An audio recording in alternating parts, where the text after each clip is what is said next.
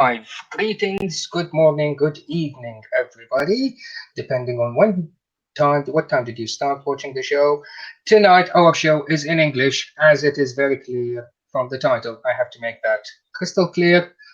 Despite that, we will get comments in Arabic, feeling that, well, this is odd. Usually it's in Arabic while you're talking in English, although the title says in English. Anywho, rant is over. So I welcome my dear guest today, the famous, nay, the infamous Faye, the most gracious. Welcome, my friend. Thank you for having me. Oh no, it's the pleasure is all mine, definitely. The, it's been weeks and weeks since I've been trying to get you to appear on our channel. Uh, Yeah, uh, the main we were reason, supposed. basically, Yeah. is just I was so intrigued by all the beef you get on Twitter. Yeah, for someone who doesn't eat a lot of beef, I get a lot of it on Twitter. Yeah, The I'm, Zionists I'm, just pay me in beef.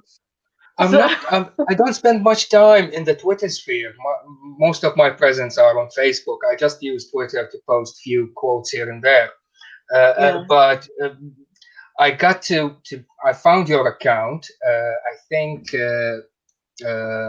Vidu retweeted one of your tweets. That's how I found it, and then I started yeah. following you, and oh gosh, yeah, it's like a soap It's the opera with biggest all regret all you've ever made. it's all the trolls trolling you Yeah. 24/7.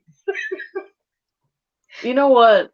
For all the shit that I get on Twitter, I actually really enjoy Twitter as a platform because I'm someone who frequently talks about free speech to the point where it makes people sick. Like, Faye, you only ever talk about free speech. Um, but I love Twitter for that reason. It's because people can really just be themselves and say whatever they want to say, and I can say whatever I want to say back. With a few restrictions here and there. They banned me because I drew Muhammad, but Ah, it's whatever. But yeah, I really enjoy Twitter for that reason. I don't actually know why the trolls come after me. Like a lot of my other ex-Muslim women friends, they'll get a lot of direct messages. I don't get a lot of those. People attack me outright, like in public. They'll tag me directly. And I'm not sure why. Maybe it's because I'm young and a lot of my tweets are funny. Well, funny to me, and then just inflammatory to everyone. well, they are funny. Yeah, I'll give you that. They are funny most of the time. They are really funny, other than the ones that yeah, you intentionally want to just poke in the bear. Yeah, yeah. and But that like, I even that is still, funny in a different way. I still don't. Well, I don't consider myself a comedian, but I would love to be one. But I still think that we should be able to make those kinds of jokes and make little quirky little comparisons because people do it with everything. People do it with things they love. People do it with things they hate.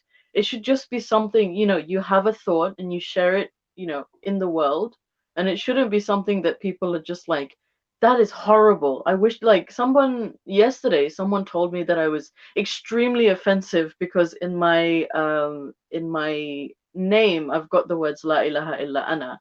And I've been compared to Fir'aun a lot because of that.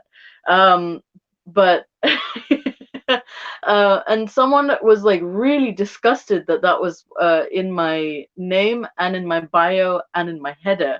Uh, So it's in everything, and they were like, "Oh, you just your whole life is around bashing Islam," and I was like, "I'm not saying anything about Islam. I'm just saying that there's no God but me. Like there's nothing Islamic here that I'm taking the piss out of. My header before was actually even funnier, but I had to take it down because too many people were getting upset about it. what was it? It was a hadith. I had taken a hadith, and it was one of the prophets saying was, if you have nothing good to say, then stay silent. Yes. I had changed it to, if you have nothing good to say, then shut the fuck up. Good one. Good one. Good. So let's get. Usually, my the weekly broadcast is a panel show, and there will be a panel of people. Hopefully, today we'll turn it into a panel. We'll invite a few people in if they are available. But before we do that, let's get started with the normal interview stuff. So, for those poor souls who do not have the pleasure of knowing you or following your escapades on Twitter, could you introduce yourself? Okay, well, I'm just a problematic human being. My my name is Fay, Fay Rahman. But I go by Fay the Most Gracious because that's what Rahman means.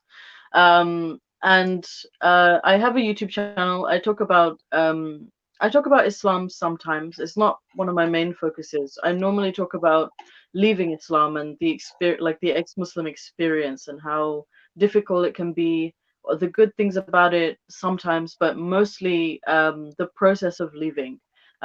Because I feel as though my mission with this isn't so much to like counter Islam, it's more to deal with the repercussions of people throwing their kids out of the house, attempting to kill their kids, abusing their kids, neglecting their children, things like that. Because it's very much been my experience and the experience of some of my siblings.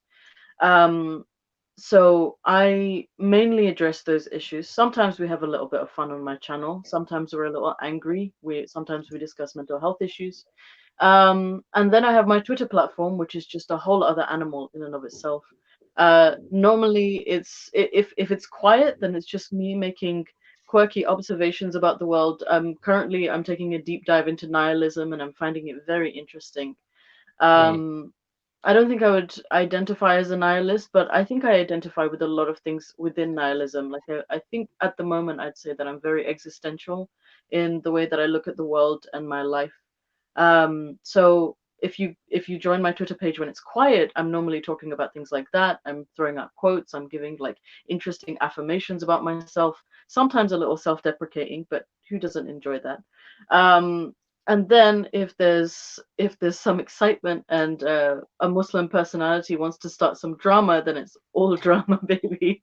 Like it's just constant. Like right now it's with Asadullah. I don't know what his problem is. He got really offended because I told you before the show. He got really offended because I called his institute Al Yaqeen instead of Yaqeen Institute. And then he just tried to beat me down because I said that I wasn't afforded like a secular education because of my Islamic upbringing. And then he was like, "Oh, stop blaming all your failures on Islam." Um, and he was like, "It's not Islam's fault that you're stupid," or something along those lines. And I was like, "Well, you're not doing that great with Islam, so yeah, I think that ولا تنابزوا بالألقاب, so don't call each other names. yeah, Yeah, I don't know." you should follow Islam more. And so I don't know. I, I see a lot of people like he's got a much bigger audience than I do, so all of his tweets got like hundreds of likes and replies, and all of his like stands came along, and they were like, "Oh, finally someone's like talking down to these ex-Muslims like they should be talked down to." One of the well, trolls was that's like a good really publicity. it is. It is. I thanked him for the exposure. But one of his trolls got really, really upset because I mentioned my period. Yeah. Um, I'm not sure why. It seems like he's just fixated. Like he won't stop talking about it. I've had a discussion where he's just talking about my period, and I'm not sure what. I don't understand. First of all, like even in normal society, I don't understand why people are so shy of talking about it. But on the online, where everybody just lays everything out, the fact that a grown man cannot just just let it go is astonishing.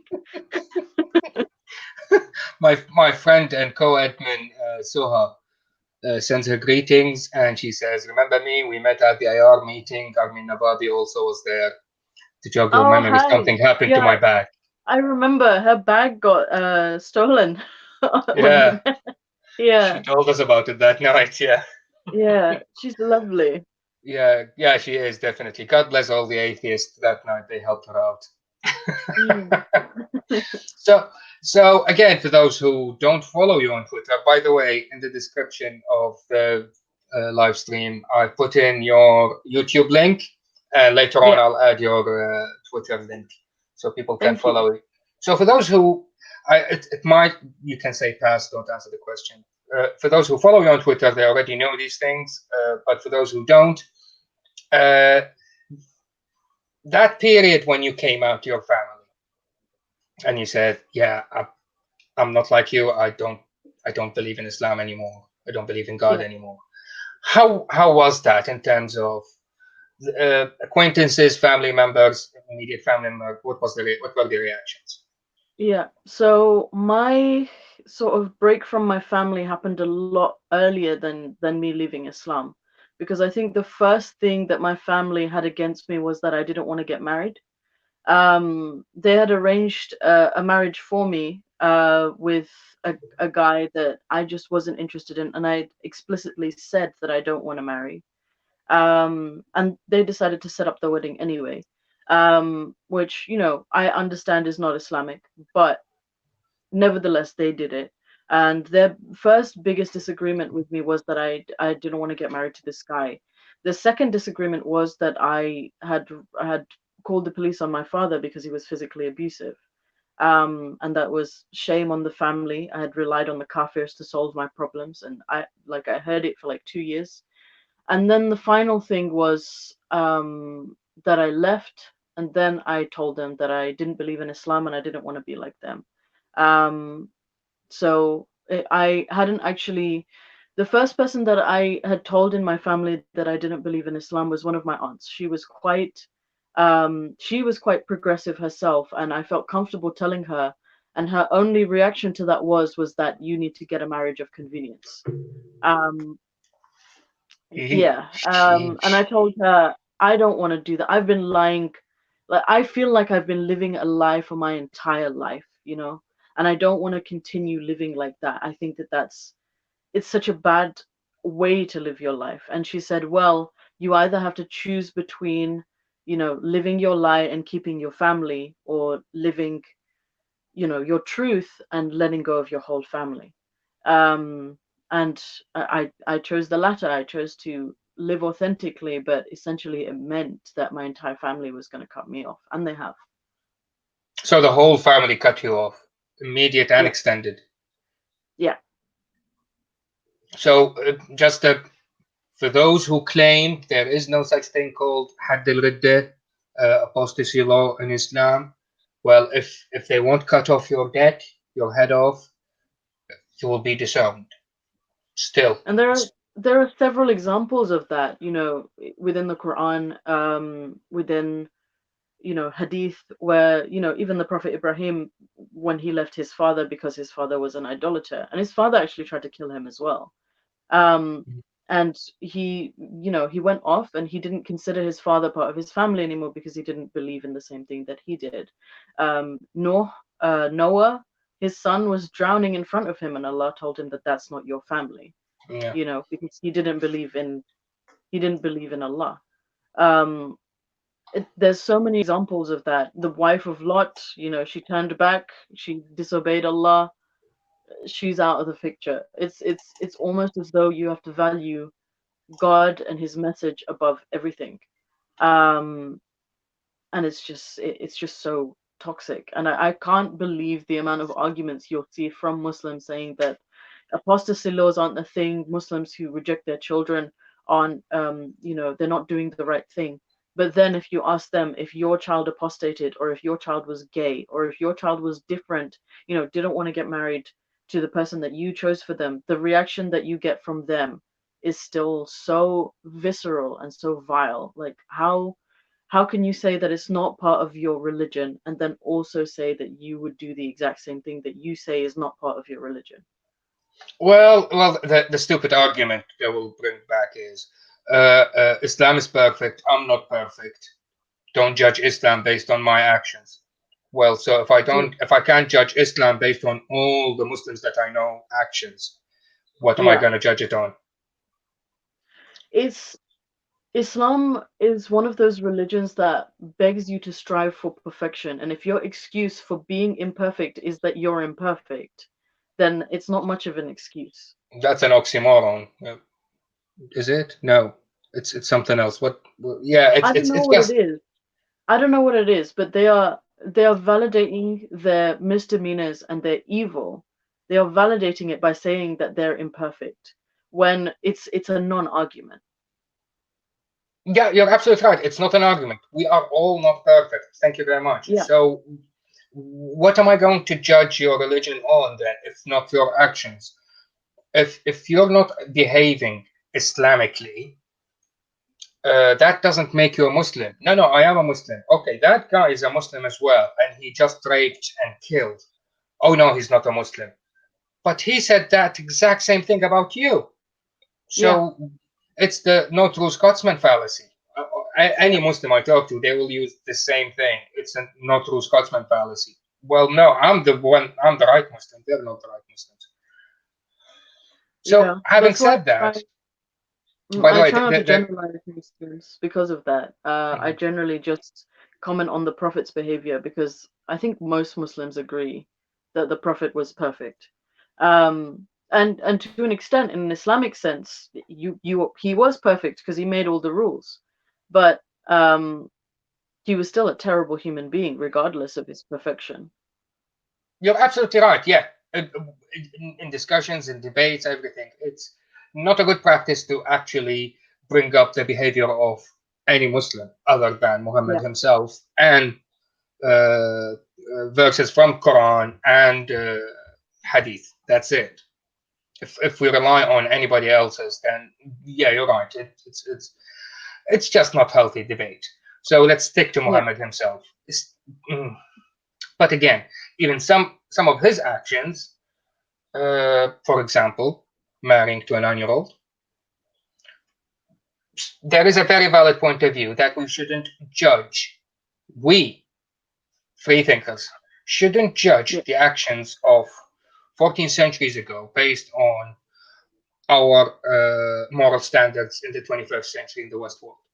I agree with that. If that was the argument, then I agree with that. I fully understand, a seventh century man marrying a child because of the times and the day and the way that things were. But if your argument is that Muhammad is an example for all time, Aha. Yes, that's when absolutely. we have a problem. That's when we have a problem. Like a lot of people will say, oh, kings used to marry children. So many European figures. Okay, but no one is claiming that King Henry VIII, who, I can agree, is a dumb motherfucker. Like, he's one of the worst kings of England. I can say that. No one is saying that he's a perfect human being that needs to be followed till the end of times. You are claiming that Muhammad needs to be followed. It's not just that he allowed the marriage of children, he actually did it. That's his sunnah. Mm. That's funny thing. When I ask someone, okay, can you explain Sunnah to me? Because they will start evading the question. Not everything he did we have to do. Okay, then Yeah, explain Sunnah to me. Sunnah means whatever he said or did, we should follow it. Right? Yes or no? And then yes, you're right. Okay, his action was marrying a 9-year-old, so that is Sunnah. Yes or no? Well, yeah. yeah, but no, but yeah, but no, but yeah. But no, no, yeah. And I've heard all the excuses. Oh, it was a political marriage. No, it wasn't. She was the daughter of his best friend. Oh, he did it to protect her. From what? She was the daughter of his best friend. Like, Abu Bakr had the highest standing next to him. She needed no. He wanted to marry and fuck a kid. No, Like, this that's is all he new. wanted. I've never heard that one before. She needed protection or political marriage. I've never heard those two before. I've heard so many arguments about. I'm so tired of Oh, arguing this, by the way. Like, I made like an hour-long video just talking about Muhammad's pedophilia, and I said I'm never going to address it on my Twitter again. I never want to address it again because I'm so tired of talking about pedophilia because it's honestly disgusting to me. It's well, honestly, and you know what's the most ironic thing about his marriage to Aisha was that when he died, she was 18 years old. yes, yeah. By the He time he only fucked died, her while she was a kid. He yeah, only fucked her while she was a kid. yes, absolutely, yeah. Never when she's an It's adult, by our no. standards. Wow. It's like it's so disgusting. And like it was so obvious as well that and a lot of people will say, oh well, he didn't marry any other children. He didn't need to, he had the one. He did it once and he kept her. It's not like he like married her and then divorced her. She wasn't off the table. She was there. Like, I don't understand what the argument is. Why would he need another kid to fuck? He has one. He He had has like one. this menagerie. He had like this menagerie of different women. He had a Yeah. Jewish one, he had a Christian one, he had an old one, he had a young one, he had divorcees, he had widows, he had virgin, like He he had had he had a black one. concubines. Yeah, they had Yeah, a black one. Yeah, famous. Yeah, she was black one, and he divorced her because she was old and ugly. And then she begged him to keep her, and he said, "Okay, you can stay." yeah, and she like sold her knights to Aisha. But like, I can understand if you said, "Oh, he was a historical figure," and this is like Alexander the Great did shit like that, you know. Like, I Yeah. can understand that, and we can look at him from a historical point of view. But you're applying this like divinity to him, where he can do no wrong. He was so misogynistic in the way that he treated his women and the way that he talked about them. It's Like, not, and it's not even during his life. yeah, They were not allowed to marry after him. yeah, yeah. Aisha, an 18-year-old, could never get married again, and I'm pretty sure she died like in her 70s or 80s. Yeah. She was, yeah, she wasn't allowed to marry another one just because. Yeah, that's me. I tapped that. Nobody would tap it again after me. Funny Yeah, joke, real life. I was in, I'm not going to say where it was, a project here in England. And I was talking to the commercial manager, the financial director, a posh old man. And yeah. then out of the blue, we don't know, never heard that one before. And then the tapping of high heels from behind me. So I just glanced over. A Yeah. tall, blonde, very smart woman was walking by, very fit. The Mm, construction manager was very nearby, and he looked at her and he said, "I tap that." And then the mm. financial director said, without blinking, "Me too. Actually, I do. She's my wife."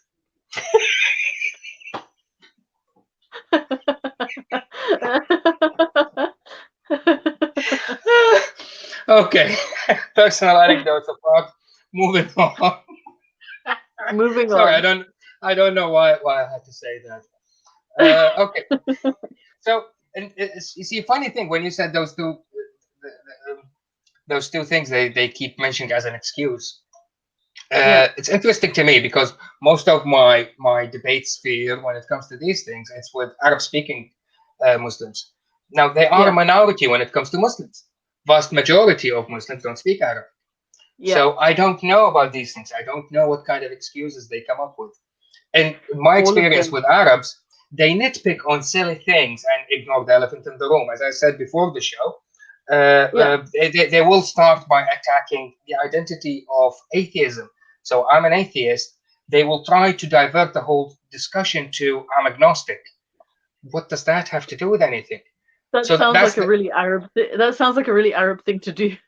exactly. They yeah, that's their go-to. That's how they start. And then the normal straw man fallacies, and they will start creating shit that atheists say, and they will attack that. Nobody says that. Why are you arguing this? Atheist says morality is flexible and anybody can do anything, and a man can have sex with 300 women and nobody will bat an eyelid. Who says that? So, uh, having said that, so uh, in your Twitter sphere, do they actually nitpick on shit like that? You mentioned something like this at the beginning. So yeah, when the Um, owl, the, you didn't mention the owl, and then that's it. It was a yeah, whole the new owl discussion. was like, oh, the owl was so like offensive. I've never seen someone get so attacked by the word the. Like they were so upset about it. Like, like Andalusi came after me. He was like, "Oh, you're uneducated. You're a fraud. You're a failure." Like he was so offended that I called his institute Al Yaqeen instead of saying Yaqeen Institute. Like and like I like you know in Arabic when you refer to things, you just say Al in front in front of shit. You know, like Yeah. especially when you're being sarcastic. And that's what I did, and he didn't get it, and he just got immediately so angry. Um, and I don't like, and all his followers got angry, and like any argument I made thereof, they were like, "Oh, but you said Al Yaqeen instead of Yaqeen Institute." Like, you're not addressing my point, though. You know, when I said Asadullah as a child, yes, but you started this. No, I didn't. All I said was Al Yaqeen, and then they were like, "Yeah, but you got that wrong." It's like, okay, but like, So even I'm trying to imagine it in Arabic. So in Arabic, it should say مؤسسة اليقين. yeah, So Al Yaqeen Institute, or I can say مؤسسة يقين. Yeah, yeah, it will sound awkward without L, but still, it's Yeah. Yeah, yeah. People will understand what I mean, and it And doesn't mean something then else. he called me like racist because I thought that all Arabic words have the word al in front of it, and he said he made like a stupid comment about shawarma or something. I don't know. He just got so upset, and You, he's ca- not an you, Arab. you can't use shawarma as a stereotype. Shawarma is so flexible, and oh no, don't bring shawarma into this. Oh, They're bringing the but like shawarma's reputation to disrepute here. I don't like that.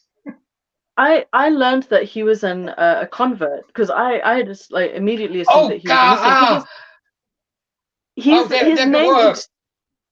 his name is Asadullah Ali. Okay, so he's a Shiite, I don't know, but but who like when you convert, like let's say your name is John Smith, right? uh-huh. And then that's your name, and then you convert to Islam and you change your name to the Lion of Allah, Ali. Like, Yeah, okay. Take it down a notch, mate. Yeah. like calm down. You're not Like going to rip open the gate of Khaybar with your own bare this hands guy like Ali like did. went into Islam arrogant because he called himself Asadullah, like not Asadullah. Abdullah, not None. Abdurrahman, not Abdul Rahim, like the best names in Islam that you can get, not Harith, fucking Asadullah. That's only Ali is called Asadullah.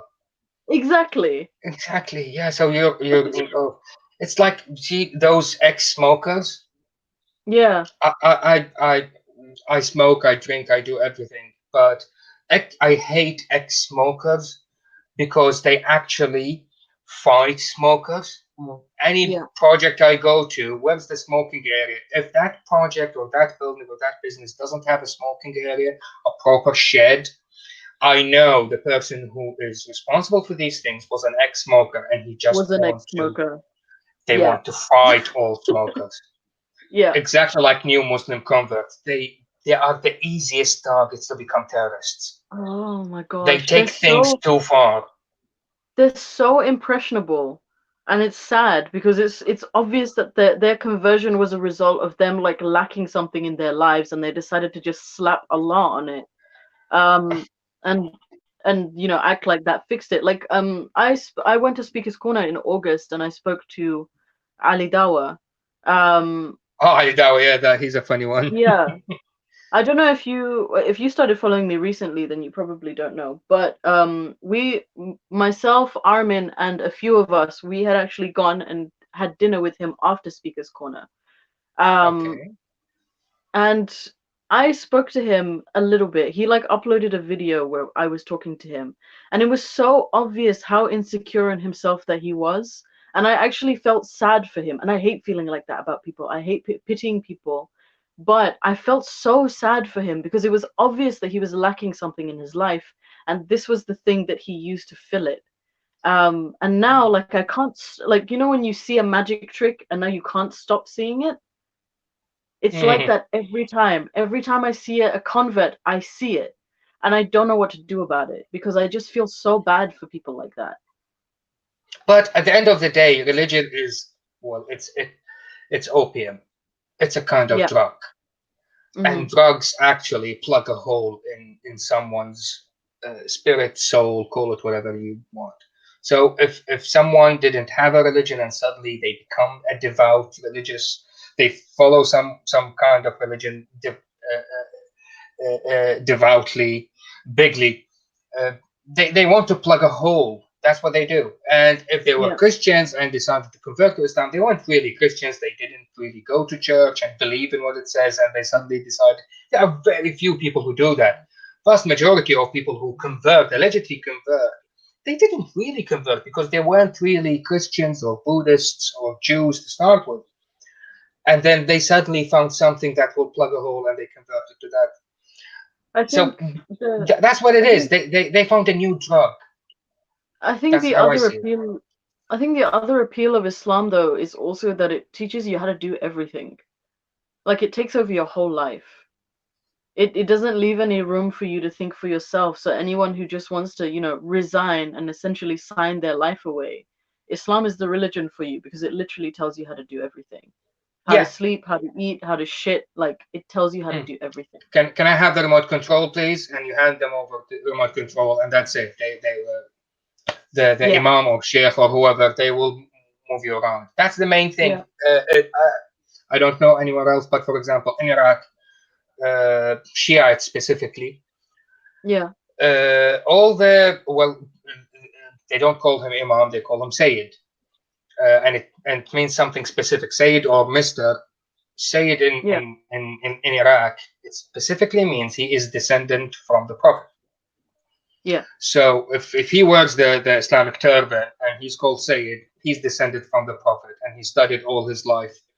Uh, uh, he studied Islam all his life, to the point where people, if so, a woman, when I brush my hair and there's a lot of loose hairs will stick on the brush, am I allowed to throw them in the bin? No, And you're meant to because bury them. then a stranger might see them. So what do I do?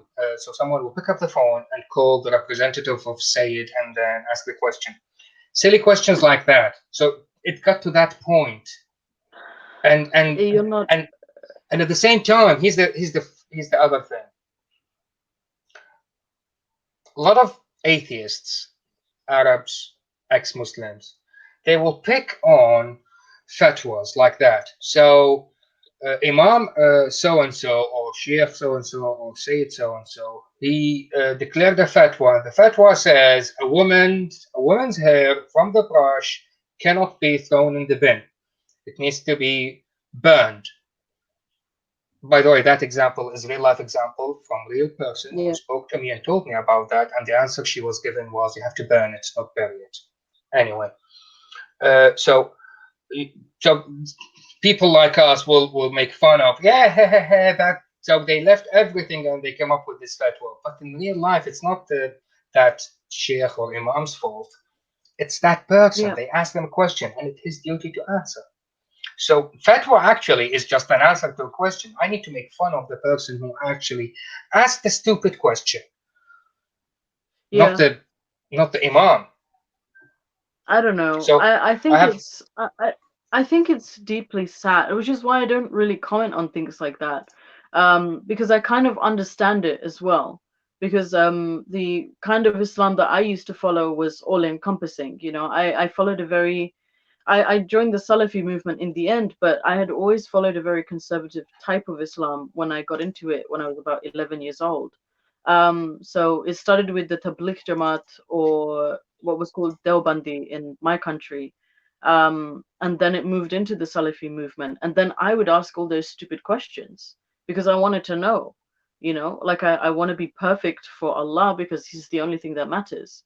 So I kind of understand the fear of not knowing something, and then wanting mm, to do it correctly when on a universal scale it really doesn't matter. Like I think one of the biggest like weird thoughts I had about Islam while I was still in school was that and one of my peers had asked me because they used to ask me questions all the time because I was one of the most conservative girls in that school. She used to ask me like, why does God care if I pluck my eyebrows? Because plucking your eyebrows is haram. Like Allah curses the people, the women who pluck their eyebrows.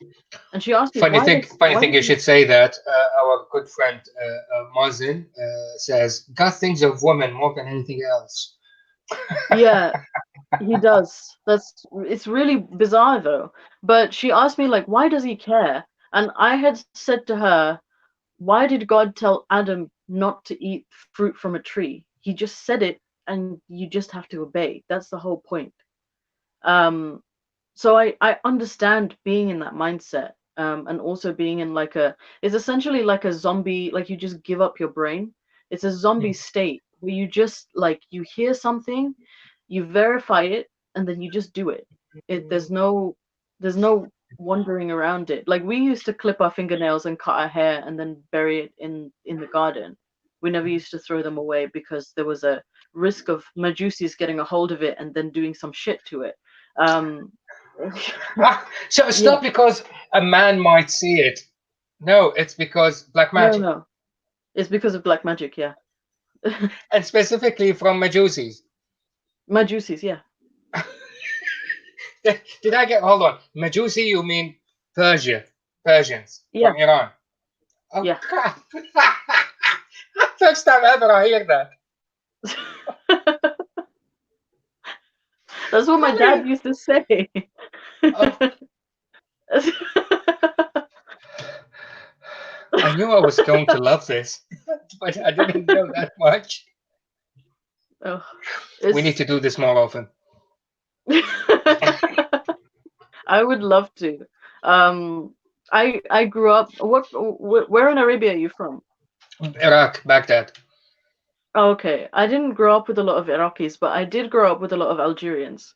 Um, Mm. and they used to say a lot of black magic shit to me. Like they used to, sometimes it was just nonsense, and other times they would back it up with like hadith. But they used to say like a lot of like stuff about the evil eye, like ayn, and you know you have to say mashallah for everything, otherwise somebody's gonna give you ayn. Oh And no, there it just is. put me, The Ain thing that's big in all Arabia, all yeah, Arab countries. Yeah, it's big everywhere. yeah. And I think it's in Turkey they have that little blue, like the little blue eye thing they We put do on the same thing everything. in Iraq. You have to have that. Yeah, Yeah, it's I've been it to Turkey absorbs. recently, and my Yeah. my eldest son, that less than a couple of months ago, and my eldest son saw them being sold everywhere, and he thought, "Oh, this is looks cool." Hmm. And I said, "Okay, so sit down, my son. Let me explain what this is." So I tried to explain the whole concept of Ain to him. It took me about 10 minutes to explain what it is, what is Yeah. envy, and it actually has something attached to it. Yeah. And this will stop it. Yeah, exactly this one, not this one specifically, just as long as it's blue and it's in the shape of an eye. And if it's seven eyes altogether, it's even better. And the look on his face after 10 minutes of explaining the whole crap to him. It's Yeah, such nonsense. the look on, are you fucking kidding? That's the look on his face, but he couldn't say that because he's my son. Yeah. Back home in my country on babies, we have something called ta'wiz. Um Mhm. so they'll put one of those around our neck, but they'll also draw a big black dot on our forehead to prevent the evil eye, because if you have Yep. like a deformity, then you're less likely to get the evil eye. Yeah, yeah, you're absolutely right. In Iraq, if you buy a new house, a brand Yeah. new, newly built house, Yeah. you hang an old slipper on the door. Just an old, if it's a flip flop, it's even Okay. better. Just old, worn out, single flip flop. It's much more effective than the Seven Eyes one. Then the It's Balenciaga socks shoes. Like, yeah, it's as stupid as that. A single oh, worn out flip flop, and that will do the trick. That will okay. save you from all ain. And funny thing is, all of them agree that ain only comes from Muslims. Think See, about I it. wasn't told that. No, here's the trick. Here's the trick. What? Because were you brought up in Pakistan or Afghanistan, or where were No, no, I you was brought brought up? up in the UK. In the Yeah, UK. Good. So if yeah, you were brought up over there and then you suddenly move, you yeah. stop doing all these things because you don't fear that look, that aim from Right. the infidels because they don't do that. They don't do that.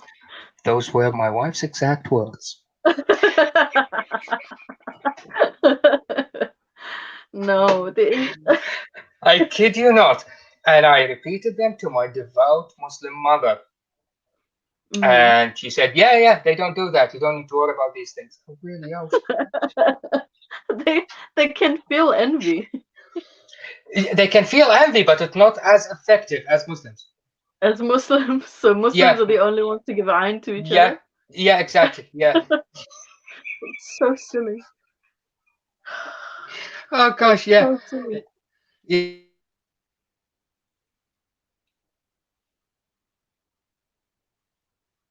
You've like stopped. I'm not sure what's happened. Yes, it happens. Now we're back. Yeah, sometimes it Yeah. happens. Yeah. So Um, switching gears, you've lived all your life in this kafir community. yeah, Uh,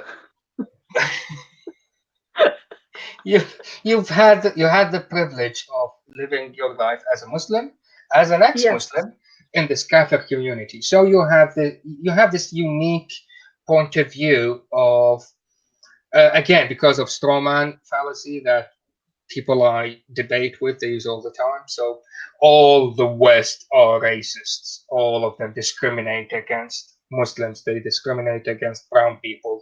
They all these things. So as a Muslim, and then as an ex-Muslim, the wider community, the Kafir wider community you lived in all your yeah. life, what kind of discrimination you faced? Okay, You see, so I'm leaving it loose. I'm not saying specifically the Kafir community. No, just the wider community, just all the of it. wider community. Yeah. Okay, so as a Muslim woman, I started wearing the niqab when I was like 11. Oh. So yeah, I used to cover my face because I went to an Islamic school. And it was I had chosen to do it. No one else in my class wore it, no one else in my family wore it. It was just something that I wanted to try, and then I realized that I was stuck with. Um, so I used to cover my face going to school, and it wasn't a big deal. I used to wear it all the time. And I think the worst thing that's ever happened to me while wearing a niqab is that I got called a ninja once, and then someone promptly defended me. I've never really And faced. who, if you don't mind me asking, who defended you? Oh, it was just some white guy saying, "Oh, you shouldn't call her names." Ah, so, Um, so a white guy called you a ninja, and another white guy defended you within the I Kafir know. community. I think it was like a schoolgirl or something called me a ninja, and then a Ah. white guy said that you shouldn't call her names. There was one time where my hair was showing at the back of my hijab, and a white woman told me, "Oh, your hair is showing at the back," so I lowered it. Um, Hmm.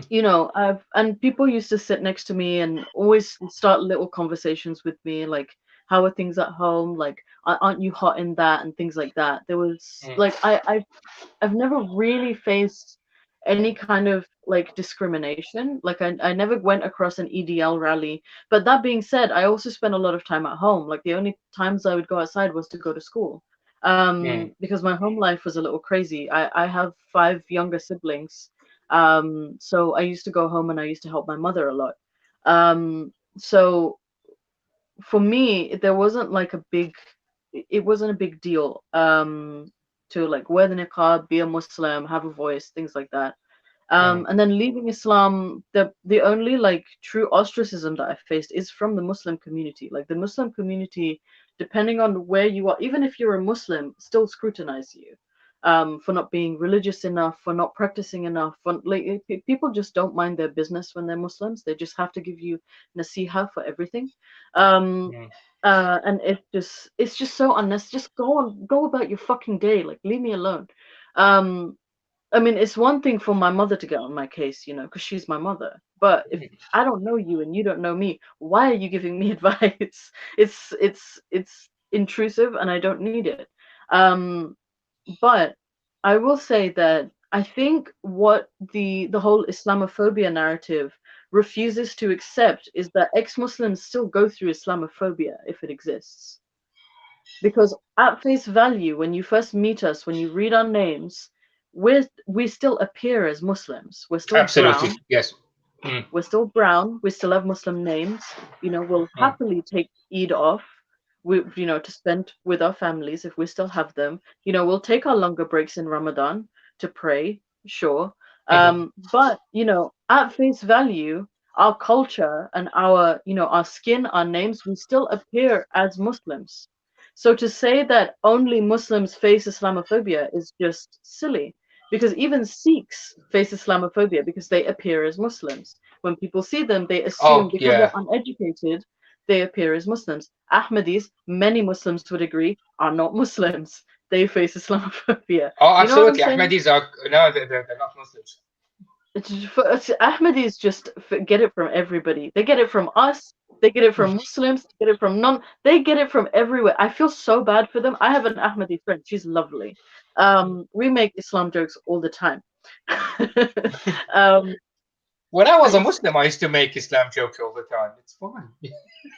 Well, this is the thing. Like, I've made a few Muslim friends over the last year where I've been fully disowned, and I'll make those jokes, and it's just refreshing to be able to say that with Muslims and then have them laugh because it's genuinely funny.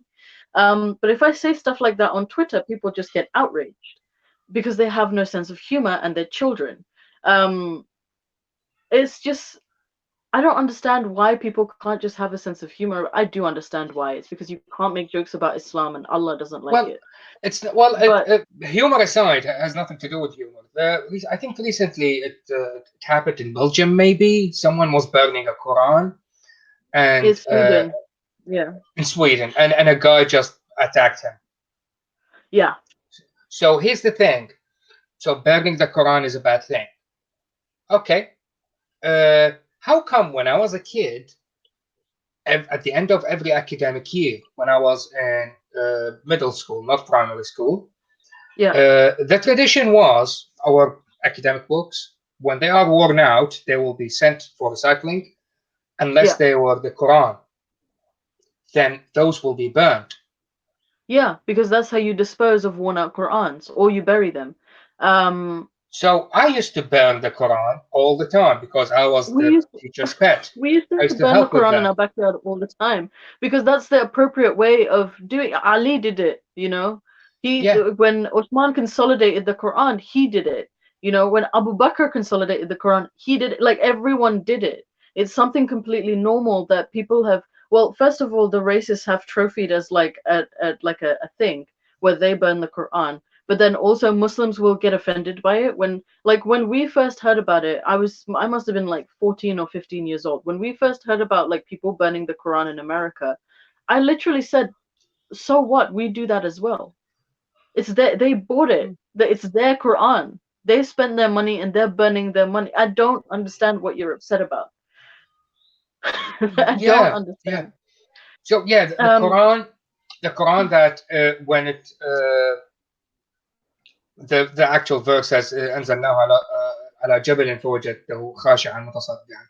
So when the Quran was descended on a mountain, the mountain crumbled yeah. out of the weight and wisdom of the Quran.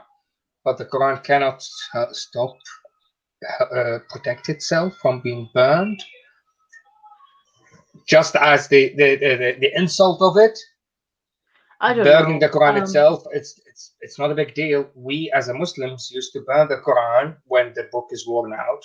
I'll It burn it. really isn't. It really isn't a big deal. But I also had this conversation because I think in Pakistan you can actually be tried under a blasphemy law for burning the Quran. Um, which is ridiculous to me because you're allowed to burn the Quran. But I had this discussion with someone a few days ago, and he asked me like, "What do you think of it? What do you think about burning the Quran?" And me personally, I would never burn the Quran, just because it's to me it's a waste of time. It's a book. I don't care about it. Um, and also I feel like burning things is just generally not a good way of disposing things. Like if I were to get rid of a Quran, I would recycle it or I would compost it because it's paper, right? But at the same time, like I understand people's outrage at it, and if you're doing it for inflammatory reasons, it's wrong. But I don't think it should be illegal or punishable. If you bought that with your money and you are burning it, it's fine. It's your property. You get to do whatever you want with it. But if you're doing it to incite problems, it's definitely not a good idea. But the violence that, this guy like came out, he like kicked him and threw him to the ground. Like, what is this? He's And I burning. assume he's a refugee, and by doing that, he risked his refugee Yeah. status. He might be kicked out of the country. So he, mm. so well, it's a good time to segue to my next point and final point: the blasphemy laws. Yeah. So we all know what blasphemy laws are. We every day we a very good friend of mine right now. She is struggling with her family. She got beaten up, broken leg, Mm. bruises all over her face, and she can't do anything because if she even tries to get her own passport and leave the country, then her parents are, her father is threatening her that he will just say, well, yeah, she's murtad, she left Islam. And then blasphemy, it's not blasphemy law, it's, no, it's actually she will be murtad because they live in an Islamic country. Yeah. Blasphemy law, it's even worse. So, and it's not that I don't have a problem with blasphemy laws in Islamic countries. Allegedly, it's democratic, and the laws were democratically created by a democratically elected parliament, allegedly. My problem is with blasphemy laws on social media. When the Twitter sphere and the Facebook world, they decide to, yeah, we will apply our own version of blasphemy laws. So how many, let's talk about personal experiences. Twitter. How many times did you actually had to start a whole new account on Twitter? I still have my original account, but I've been locked quite a few times. One of the first times was for Muhammad, Hmm. and people were really upset that I drew him, and because I was mass flagged, and I appealed the decision. Because I was mass flagged, Twitter decided that they, just shut me down for, I think it was a week or two or something like that. Hmm. Um, and the another few times I got flagged for really minor things. There's definitely a level of censorship on Twitter in regards to talking about Islam. Like people have drawn pictures of Jesus all the time. It's not an issue. People have drawn pictures of God. It's not an issue. But once you draw Muhammad, it's a problem. That's a Once you talk no-no. about Yeah. blasphemy, it's a problem. But on the point that you were saying, I do have a problem with blasphemy laws around the world. I think that it doesn't matter how those laws came about, whether they were Islamically implemented in the case of like Saudi Arabia, or if they were voted in by people. It's such a it's such an Orwellian idea to be able to police people's thoughts, and I just really hate that idea. And while I understand and I respect democracy, I think that things like that, the jury should be out on it. People should be able to think and say whatever they want to say. And a lot of people will say, well, if a racist came up here and said the N word, would you defend him if someone tried to attack him? No, because that was his choice to say what he said. I will defend his right to say whatever he wants to say, but I won't condone what he says. Exactly. Yeah. Exactly. And at the same time, we And will not be okay with physical violence. If yeah, some black person would be so offended of him using the N-word and go punch him in the face, not yeah. even that can be condoned. No, I don't condone Hmm. violence for words. I think that that's stupid. Violence for violence is another thing altogether. But if someone says something and you react with violence, then that is not acceptable. They should be able to say whatever they want, maybe not with impunity. They can be ridiculed, they can be scorned, they can be condemned, but they cannot be attacked violently because it doesn't make sense. If I say something and then you react with a fist, um, I think we've come to a point in human history where we understand that saying things and acting violently don't deserve each other. You know what I'm saying? Like saying Mm. something doesn't warrant an attack. Um, Free speech and free thought are such basic human rights. Like I talk about it all the time because I just like literally I can't understand how people are still arguing about it. Because if we can't think, like Descartes said, we think, therefore we are. If we can't think, what are we? Have you ever watched South Park, No, I the haven't had cartoon? time. Yeah, No? Oh, no. you have to. You really have to. It's God. It's the satire level on it. It's cranked up to 11. I've heard. It's yeah. It's so dark sometimes. So deep. Hmm. Especially the early seasons. Anyway, so many years ago, there was an episode. I think it was called the Superhero Friends. or super friend heroes, something like that. So all the fake characters from folklore, like Santa Claus, Moses, Jesus, Muhammad. Right. So they formed a gang, like the Justice League, and they're going to Right. help humanity. And Hmm. they were all there, and each one of them had a superpower. And Muhammad was there, and I think his power was sandstorms, maybe, can't really remember. Yeah, Moses was, he was It really was moon wise. splitting the moon. Yeah, It was in and control of the no, moon. no, no, no, no, they didn't mention that. It was Sandstorm. No, it was that's the show is really stupid but really brilliant. So they wouldn't go that far as in research each one of them and what were they known Yeah. for. No, no. It's just let's stick with the stereotype. It's funnier that way. Mm. So that was many years ago. A couple of years ago, they wanted to do a remake. Not a remake, a redo for that Justice League type. Episode. Yeah. And they mentioned it, and suddenly they started getting death threats, and the whole TV building will be blown up. So they decided to last minute, and it's a cartoon show, so they had to draw things, and they Mm. decided to change the script. And but Muhammad did make an appearance, but because of all the threats, he had to wear a costume. So he wore a costume of a teddy bear. And they said, well, we have Muhammad now, and he's wearing a huge teddy bear Yeah. because we Wearing can't a show teddy. his face.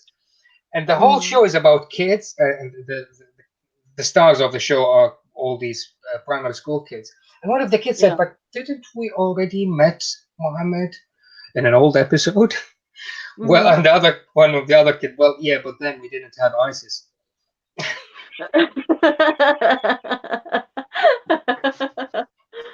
Oh, that's So brilliant. it's so the blasphemy law and censorship. It's not really blasphemy laws. It's censorship and self-censoring. The Yeah. creators of South Park, uh, they had an open reign, do whatever they want, say whatever they Mm. want. But when it came to actual, not only death threats, but threats that we will blow up the HQ of Comedy Central, they Yeah. had to do something. But even with that, they've done it with a tongue-in-cheek, huge tongue-in-cheek. Yeah. Twitter is, Um. is better than Facebook when it comes to censorship and cradling the Muslims. But Yeah. Facebook, Facebook is terrible.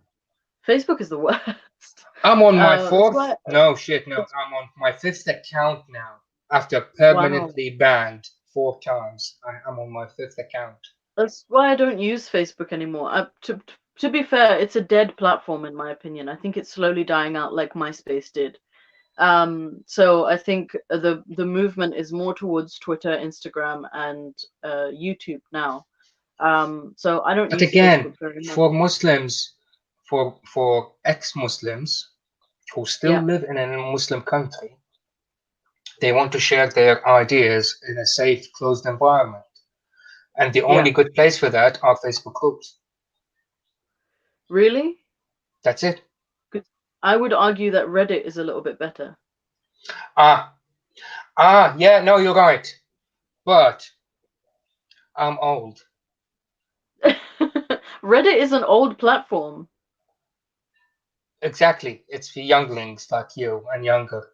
No, I no, Reddit has existed for a long time. Reddit is a Yes, really old platform. but after That's but for like some reason after recently people reach a certain age they will leave. It's at you least leave that's what my Reddit. teenage son tells me. I You're tried gonna to open update. a I tried to Age is open a atheism age is a without. state of mind. No, no, I wanted to open a subreddit, Atheism Without Borders, there because it's the same brand, Facebook, YouTube, Twitter. We Yeah. use the same brand. So I wanted to do the same thing within Reddit because it's the safest place. And I asked my son, can you come and tell me what to do? And we did that. And I said, okay, I want to open a subreddit, call it that. And he said, no, you don't have karma. You don't have enough karma, mate. That's when I really felt old Oh. because I didn't know what he's talking about. And bear in mind, I am the geek of the family. He Yeah. wants to build his own PC, custom PC now, and we're talking about all the things you need to consider. And I said, I literally built hundreds of PCs, custom PCs. Yeah. Literally, I am the geek. Yeah. And when I opened Reddit, I felt old. I didn't know what to do. I'm the Fair I'm the enough. guy who still get phone calls from people telling me, I just bought this software, I don't know what to do, and I'm trying to use it. Can you walk me through it? And I will walk them through it. But Reddit But you, broke me. but Reddit, you can't figure out. It just broke me. You just gotta keep playing with it. It's a game. But on the to talk about blasphemy a little bit Mm, more, we had Blasphemy Day a little bit earlier this year, mhm. and if you had asked me 2 or 3 months ago what I thought about blasphemy, I would have told you it's a waste of time. I would have told you that it serves no purpose and I have no interest in it. But when Blasphemy Day came around, one of the members of the Council of Ex-Muslims, his name is Ali Malik. I had met up with him, and we were just having a chat about Blasphemy Day because no one ever like tells me these things. I just know about these things after the fact. So he was telling me like the day before So you're Blasphemy just Day, like like you, the man of the house. You'll be the last to know about what's happening in the yeah, house. I'm always the last to know, and then I smash it, and everyone's angry at me for smashing it. Um, So he was telling me the day before, like, didn't they tell you about it? I was like, no, I told you, no one tells me anything because I get too much attention already. So he was telling me about it, and I kind of asked him, like, I don't really understand the point of like blaspheming in the West. And he gave me some stats, and he said, well, just listen to what we're planning to do. So the plan is that each of us is going to pick a figure who's either in prison or is has been killed because of blasphemy, and we're going to talk about them. And I said, well, do you have a list? And he said, yeah, I'm the one compiling the list. And he showed me all the names, and next to all the names there were all the punishments and what their crime was. And I just sat there just stunned for like 30 minutes, like, and he had to like shake, like wake me up, like, are you okay? And I was like, are you telling me that there are people in this world who will send text messages and they'll be put to death for that? Hmm, And he said, yeah. yeah, And I yeah. said, Yeah, and a you're couple of telling days me, ago, I posted on our page a story about an Egyptian guy who's in prison right now because of yeah, a few memes on Facebook. He's Egyptian. yeah. Yeah. And then when Armin was here in the UK, we did a protest for Suhail Arabi, and Suhail Arabi posted a Facebook post anonymously, and he got caught doing it, and he's been in prison for 7 years. On and off death row. He's been separated from his family. His mother's on trial now because she's been trying to get him out of prison. And I'd never felt so ashamed in my life that I was looking down at these people for blaspheming. Like, I'd never felt so ashamed that I had thought that what they were doing was pointless. It's such a scary world outside of the West. It's such a terrifying realization that you cannot say what you want to say. No, you're absolutely right. We have it easy here, and the Yeah, only discrimination we get or censorship we get is on left-wing snowflake social media platforms. yeah, But I personally know real sad tragedies of people just they posted on Facebook or Twitter and then they got caught. yeah. Even they've used fake names, fake locations, all that, VPNs, but the intelligence community in these countries are really good. They won't get all the terrorists, but they will get the atheists. They will get all the blasphemers and the atheists, and we're so terrible at standing for our own people, you know? Like we're so bad at just like just saying like we're very good at complaining about what happens to us, but when it comes to the wider community of free thinkers and skeptics and just people who just want to be a little bit outside of the mold, like not even just stop being completely Muslim, like culturally they'll still be Muslim, they just want to think the way they do. We're so bad at just standing on our hill and just saying, hey, this isn't okay. Like we can't let governing bodies punish people for the way that they think. There is a glimmer of hope when it comes to what's happening on the ground, what's happening in Iraq and Iran right now. And for some reason, the Western media is totally turning a blind eye to the point where people are being killed, demonstrators, peaceful demonstrators. They are being killed by, of all things, tear gas canisters. Yeah. Not suffocating. No.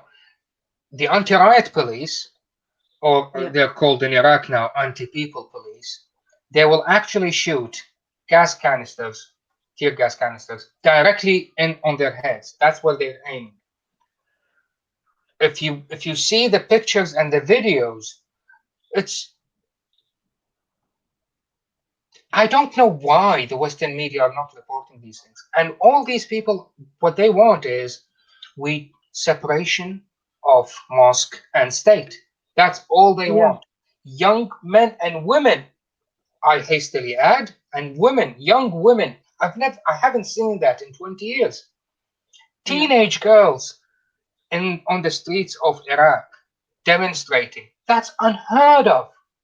Yeah. And they are facing certain death, but they're still doing it. Some funny thing is, it's an ongoing joke. They won't fear the sniper from the government that they will shoot them. They won't fear the gas canister that they will hit them in the chest or the head. But they are too afraid to tell their parents we're demonstrating, so they're telling them we're at uni now. So they tell them we're going to uni, or I'm spending the night at my friend's house, or they have the overnight shift demonstrating. Literally, that's what they do. They're kids. And so far, just in Iraq, I don't know the latest numbers from Iran. In Iraq, 400 people killed so far, just in October and November. So there is a glimmer of hope that those brave young souls, what they're doing, that might start the movement separating mosque and government. I really hope so. Yeah, Europe did it 400 years ago. Yeah. They revolted. They separated church from state. Now these kids are doing it now. They want to separate mosque from state. So hopefully in maybe another 50 years, not 400. Let's hope not. Yeah. Exactly. Well, whenever the question of reform is brought up, I like to say that Christianity took 1,500 years to reform, and we're at the 1400 mark. So we're very close. I think we're very close to a change or a shift of script. The reform started after 1,500 years. Yeah. For Christianity. For Christianity, correct. And it reached a mature state about 1900 or 2000 years. Yeah. That's when the reform was mature enough. Not good enough, but mature enough. I do think we are in a very delicate time for Islam and the way that people practice and view it. So, it's essential that we keep talking about it. We can't just stop because of a bunch of idiots who think that it's offensive. No, you're absolutely right. And I would like to pencil in your calendar some date.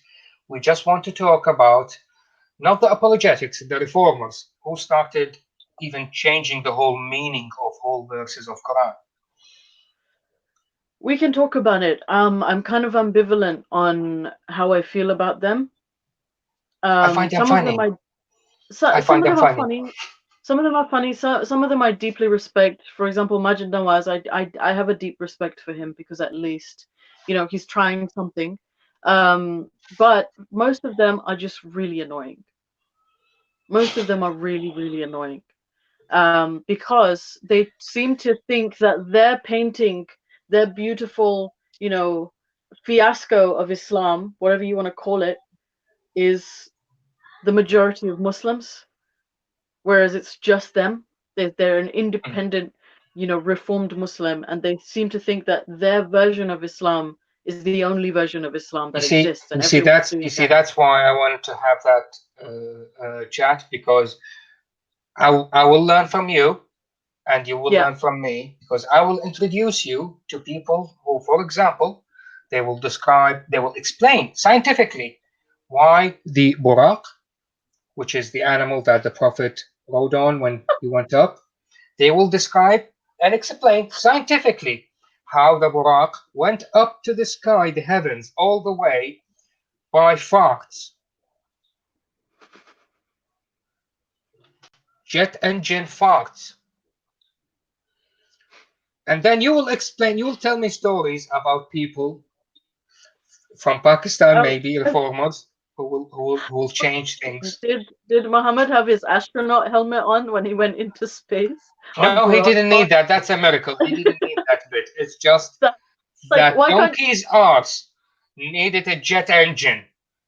the best apologetic argument I've heard for the Buraq thing was that it was a metaphor. It was all a metaphor. It was just a Yeah, psychedelic dream that the prophet had. See, I can accept that. Fine, I'll fair take enough. that. That's what you I'll believe. take that. But I'll take it. But why the hell do you have to No, why do you literally, have to embellish? Why do you he have to said embellish an already ridiculous story? no. It's a He literally ridiculous said story. that it was a jet engine fart. The animal would fart, and the fart will come out of a mechanism very similar to a jet engine, and that will propel it faster than light. So I need a full episode just to go through these things. I will tell you what these idiots would say, and then you would give me examples of the idiots that you know of. I'll translate Sure. from Arabic. You translate from whatever language you get these stupid ideas from. Those people, the alleged reformers. I call them People go to comedians. such great lengths to defend their delusions. It's so funny. um it's so, and like, this is why I enjoy, like, I'm a lot of people in my, in the UK who do the same thing as I do. A lot of them are anti-theist. I'm not an anti-theist. I think that everyone has delusions and everyone is entitled to their delusions. I am against the indoctrination of children, but I think as adults we should all have our own delusions, because it prevents us from panicking about death every 5 seconds. But I enjoy people's delusions so much because they're so fun to just deconstruct. Um, and I've heard so many different. Well, Barack is not something that I argue about a lot because to me it's just stupid. But like with arguments like slavery, like the age of Aisha, like modesty in women, like honor killings, honor violence, apostasy. When you talk about things like this and people come up with all these ridiculous ideas like apostasy is treason, like, no, it isn't. We're not selling any state secrets. We're not turning on an army. There's not. We're just leaving something. Like, people change their mind about things all the time. I thought your favorite color was red. No, it's blue. Okay, well, you deserve to die. Like, it's that stupid. It's that stupid. Like, you can't even take a break from Islam. You can't even just be like, okay, I'll come back to this. I just want to do this thing for now. You can't even do that.